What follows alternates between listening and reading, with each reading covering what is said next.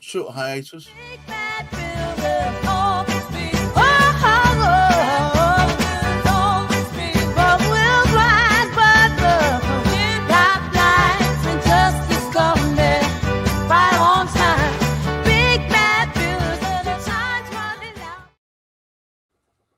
Willkommen, bienvenue, welcome to another property live stream. Yes, this is the fourth.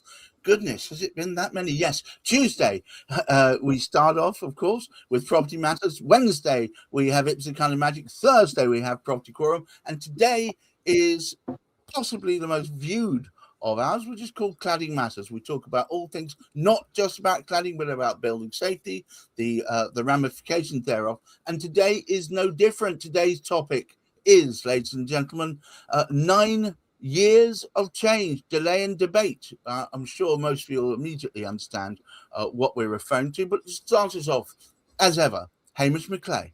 Well, welcome to all at the tail end of the week, but nowhere near the end of this particular tale that we find our position in at this particular moment. And as Gareth just mentioned there with the title, 9 years of change. There's so much has happened within the property industry, and it's so much more awareness, but obviously not enough awareness at this particular moment in time. What's particularly important, we're just a month or so away before there is going to be a big list comes out nominating those that the investigators consider to be responsible for contributing to what happened in Grenfell. And right at the top of the list, which is very, very important for this particular day, and that's a great advantage of having Sue with us alongside Steve, is they're starting to name members of the members of the council who are actually responsible because they ignored what the residents were saying about the dangers of that particular property. Now, not only do we have with Greenwich Council ignoring what the residents are saying, they're denying the truth of what the experts are saying, that the residents have actually had to fund themselves to actually sort of speak about. So really, at this particular moment in time, those members of the council need to look at this very, very closely. Two things. First of all, they're damning themselves because they're all singing from the same hymn sheet. They're all saying, no evidence, no evidence, no evidence. And because the leader says it, and all 20 odd sort of members of the Labour Party are sort of in agreement with it, they are all collectively responsible for that particular decision. And although a couple of those even have mentioned privately that they actually don't agree with the decision, but to say that there is no evidence, and as a result of their saying there's no evidence, the remediation being carried out of Royal Artillery Quays is not going to include matters which were unsafe at the time of the build. Never mind all the other aspects, plus the fact, as we well know, the complete failures of the PAS 9980, which is a standard maintained by the big builders, the master builders, as being adequate, whereas we know it's totally inadequate. So the council are responsible for the payments so far that each of the members have had to pay in Royal Artillery Quays above and beyond what one would normally expect to be living in a safe property. Wow. A good starting point there, Hamish McClay. Before anybody gets going, please can I remind our audience this is not a political show. So we're not going to be drawn on whether we go for one shade of political spectrum or another. But what we are talking about is the human costs. Steve Day, it appears to me, as a person who has tirelessly worked to represent the Royal Artillery Quays, a bunch of domiciles affected by the fact that they were not up to par, up to standard at the point of building, even though it has been denied, even though we have black and white evidence illustrating that even that the council knew they were substandard at the point of being built, even with all this going on, up to the point where they said there's nothing to answer, nothing to see here. And then they said they were, what's the word they used? They were independent, or they didn't. Oh my goodness, that's the word. Because neutral is still a noise. There's a good track about Neutral. that. Yes.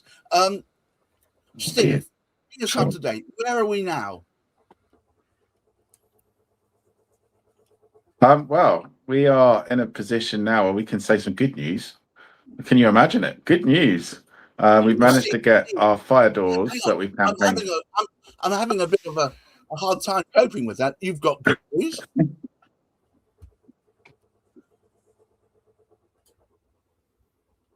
Yeah, so we've managed to get the fire doors on each with the London Fire Brigade. And that's absolutely brilliant because that is one of the big risks on the fire shafts. And those are illegal at the time of construction, which is a massive, great step forward. It doesn't mean we're out of the woods yet, but it does mean that, we're now waiting, as we said last week, that we're waiting for the fire report to come out, which is due in the next week or so. And we'll be able to then make our case to get the XPS panels, these highly combustible panels, off the fire shaft. So it's a real community effort. We raised £4,300 in less than 24 hours to do that.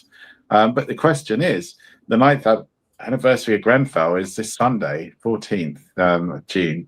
And the question we have to ask ourselves is, why is a local authority denying all our evidence exists and trying to silence the Grenfell KC on the eve of the local elections? And why does it take residents to have to campaign to get the fire brigade to issue notices for illegal and dangerous construction? And those questions remain unanswered. And, we're here at Royal Artillery Keys trying to stand up for safe buildings in the light of the Grenfell fire 9 years on.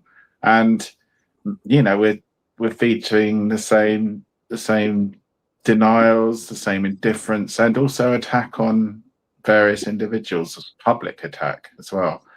So, but anyway, Sue, my neighbour here, has been an amazing campaigner with me and holding the council to account. I wonder, Sue, what your view is on all of this. Please. It's so puzzling. I keep trying to find a reason why they should be behaving like this.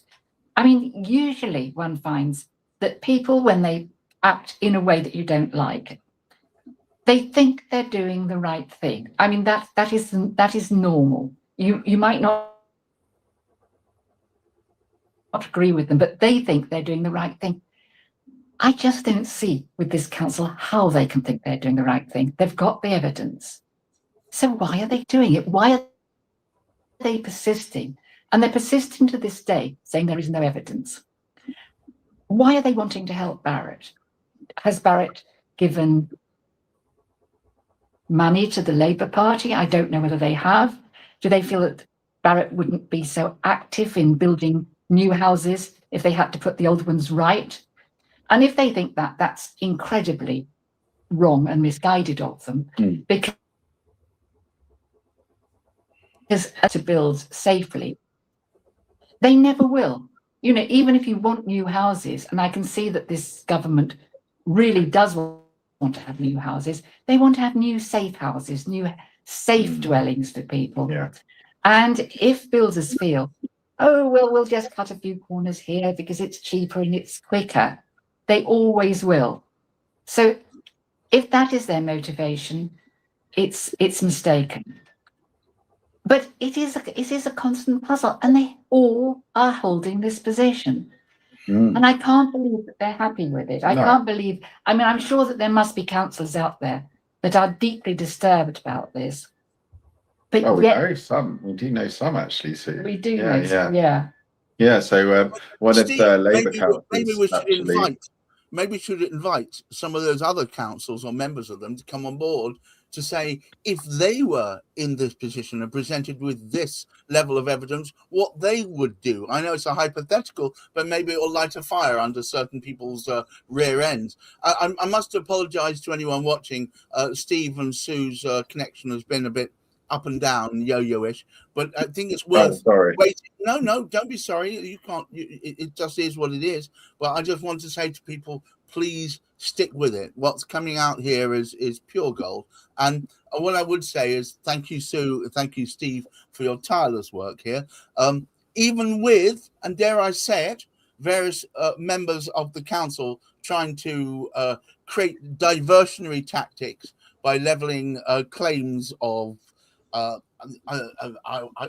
don't really want to say the words, but terrible acts potentially done by Steve, although he did none of these things. It's utter Tommy rot.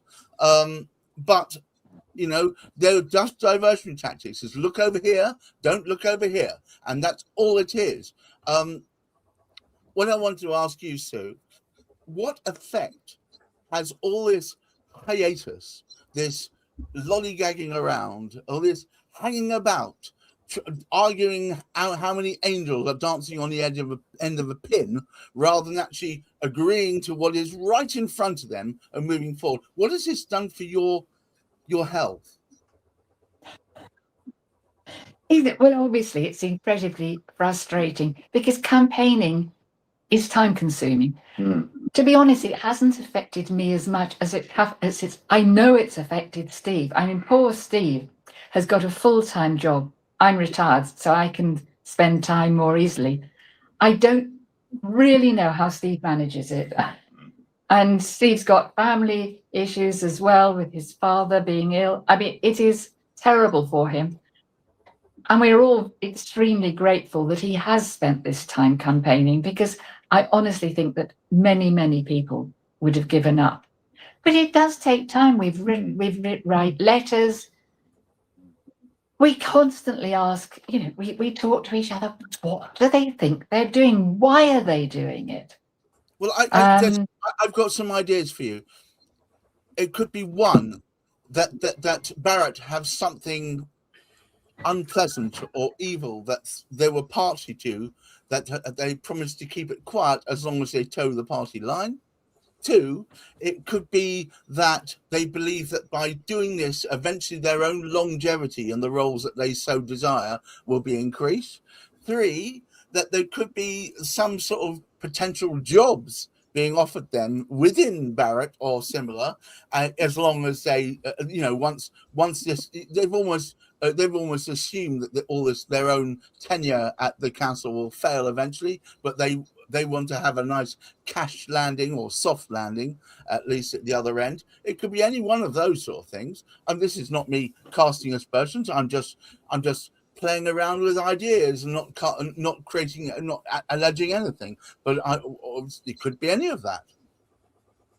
Well, I think, Gareth, what would be very good is, you mentioned it, it would be great to have the local councillors actually come on Cladding Matters, and the two councillors, Councillor Spencer and it's Councillor Nathan as well. I've forgotten his surname, but those two councillors, they are local representatives. They're our voice with the council, meant to stand up for us. And unfortunately, Councillor Spencer was one of those councillors that alleged that I was contributing to inciting violence towards Rachel Taggart-Ryan, which is the councillor that denied all our evidence, just by simply asking for her to retract a false position for over a year. Apparently that's inciting violence, and which it isn't. And it would be good to invite both of them on to give their view. I mean, we're a fair show. If they really felt that I was inciting, let them say why, and let them say why they believe all our evidence doesn't exist. So, and if it's not those two, it would be great to get somebody on the show to, and the council should care. We're challenging them every day on social media, saying, that they're silencing or attempting to silence a Grenfell KC, they're denying all our evidence exists, and they're getting a bad reputation. Why don't they come and defend themselves? I mean, whether they'll come, I doubt. Please. Because I wrote to Councillor Spencer and asked her to come and meet us and just see how it was affecting residents. And see for herself, we're now going to get the fire doors, but there were no fire doors there. I didn't even get a reply. I even offered her coffee and biscuits, but that wasn't an inducement. No, she should have a very nice coffee here. Maybe, and of course I'm not. Maybe she But it is- prefers something stronger. Well, yes, she will need something stronger because she's maintaining a lie effectively, and this is the thing. In the face of the Grenfell anniversary on Sunday, why are the entire council, minus the 19 other councillors that are from other parties, but why is the majority of Greenwich Council silent on the 9th anniversary of Grenfell when all of this is well known, that they're basically suppressing all our evidence and attempting to silence a Casey? Why is that something to be silent about? Why do they not reach out and end this? And why doesn't the chief executive reach out? And why doesn't anyone, even like the MP, we got Abena involved. Why doesn't she? And she summarized, or her team summarized the issue perfectly, that it was just an untrue position we wanted corrected. And she understood that. She's been silent for a year. And for me, it's the silence and the attack without dealing with the issue. And this is not just building safety. This is modern politics. Gaslight and ignore the issue, and then if they're persistent, go for them, take them down, and if you can find some dirt on them, lock them up. This is where we've got to, and this is why I think as a country, take note that we're being treated like this, because one day they'll do the same to you. Yeah, but let me focus the mind for a second. Early on in our initial discourses, Steve, you had figure work on how many other properties are in the same bracket but haven't yet been brought to the surface, and we were talking tens of thousands, right? Yeah, no, it's good. Yeah, 10,000 above 18 meters, but there's a lot more below 18 meters. Exactly. Yeah, So, and effectively, for the smaller the buildings below 11 meters, there isn't any protection from the non-cladding defects, all the internal defects that we should be protected for Iraq, because we're above 80 meters. They have no protection at all. And of course, the late Amanda Walker, one of my friends, who took her own life because of £1 million worth of internal defects, which was confirmed by her mother, actually, that she was right. It was that much. She's paid the price. How many others, and the horrors of building safety, the remembrance of Grenfell and all the other fires, Lacanau House, Richmond House, that have happened, how many others are secretly living with mental health issues and potentially thinking, I can't pay? And our service charges at REC are at $6,000 a year. They're going up. We thought they were just to cover the fire, the defects or the waking watch, but they kept going. There is just basically inertia. They just realize they can get the money, and it all goes together to basically saying, well, we're not going to fix your homes properly. You're going to endure 2 years of remediation. The panels are still staying on the fire shaft currently. Hopefully we'll win that battle. And the internal defects, we don't know where we are with that yet. And I've been chasing Rendell and Rittner, the managing agent, to find out what they're doing about that and the scope of their investigation. They've been silent. And Steve, it isn't even. Sorry, Sue, you were saying, please. It isn't even as if the panels that we want off the fire escape are particularly expensive to take off the fire escape. I mean, it is such penny pinching. Yeah. Even now, we've got the scaffolding up, and they won't take the things off. It's just awful. I mean, one looks at them and thinks those things could go up in flames. But they are a similar consistency to firelighters. So, maybe people should be barbecuing underneath them. Who knows? I was going to say, Steve, when you and I are dissatisfied that the world is not taking notice of things, we tend to get together and write music, do we not? I think, I believe, absolutely. I believe little Stevie needs to put out a certain track fairly soon. Well, yes. Well, as we approach the remediation bill, so back to kind of the national campaign, and in the light of Grenfell, it is needed. So the legislation we've been working on with the Earl of Lytton and now Gideon Amos, housing spokesman of the Lib Dems.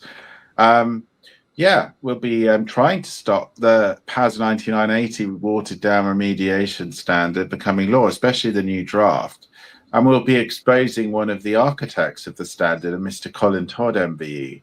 And of course, he is infamous now from his Christmas Day poem, where he published it on a thing of Christmas Day. beauty.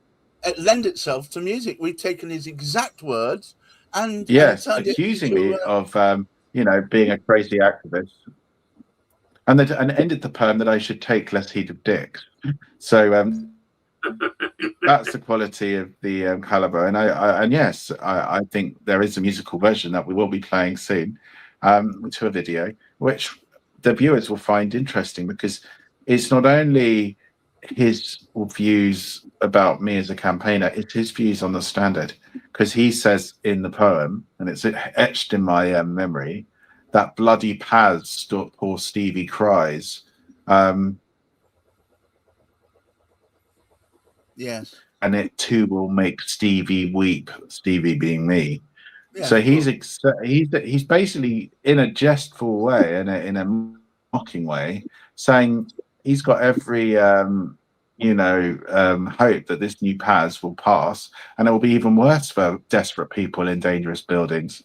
So he is accepting that the new standard, in a sense, is worse than the old. But yes, the musical rendition is coming soon, and thanks to your help, Mr. Wax. It's what little I can do. I'm going to, just before I pass back to Hamish to finish off, there's a quote I'm going to throw at people. I do like my quotes. I'm going to misquote it because I usually do that too. The only thing that requires for evil to flourish is for good men to do nothing. And literally, I would say this is what Hamish, what myself, and of course Steve and Sue fly under. This is our motto. We will not stand by and do nothing. We will rattle sabers, we'll wave placards, and we'll stick these damn things right up people's noses until they take notice, because this cannot continue. And Sue, I'm sure you'll agree, this is but the tip of the iceberg. I know RAC is your home, and therefore it's of personal, but there are loads of other similar domiciles in exactly the same position. And I think this is one of the reasons, though, that they are not wanting to see RAC remedied. Yeah. Because they know that other people would follow and want the same. But they need the same. They actually need the same. And if they don't get the same, if we don't get these buildings remedied, we'll never have a safe building again. Yes. All right. On that note, Hamish, would you please take us home? Yes, I would like to emphasise the fact that it's unfortunate that the Greenwich Council have attracted themselves to what we are trying to do within this campaign work, because they themselves have actually stuck themselves up. Now, a lot of other councils are being very, very quiet about the thing, and possibly they don't even understand, because what specialists, I would ask the question, and maybe we can get a response from the council to say, what holds them as experts on this particular sort of aspect to do with safety within buildings? They've got I'm sure they've got a health and safety officer of one particular kind or another. Let us look and sort of see who comes out on that list in September. We're not waiting till then. We're not going to go quiet. We've got the remediation bill to go through. We've got to get that going through appropriately. Because if we stick with this current standards that these builders are going to be getting away with, everybody in the country will suffer. Their buildings will continue to be unsafe. People will continue to be having to pay these enhanced sort of covered of insurance and various other management fees to actually accommodate it. So really, we have got to keep on. Greenwich, you are, as we said, you're the tip of the iceberg, but by golly, you're not sticking your heads above the parapet on stupidity. I just don't get it. It's comprehensively demonstrated, not just how wrong you are, but how dangerous your position is, and yet you persist. It's the emperor has no clothes. The poor sod is freezing. Put some clothes on him. God's sakes. All right. Thank you very much, Steve, Day, and Sue. Thank you for making time. Hamish McClay, of course, our Lord and Master, first set display. Thank you so much for your attendance. And to all of you watching, I see a lot of you flooding in and out during the course of this. Please take this to your hearts. If it's been comprehensively shown to be a false position, why would Greenwich Council be hanging on to it for grim death? I leave you with that question. And also, please keep your feet on the ground. Keep reaching for the stars. And in these rather troubling times, look after your mental health. Until next week, have a wonderful weekend. Bye-bye. There's a tale about some folks with hammers and some nails. They'll polish you the moon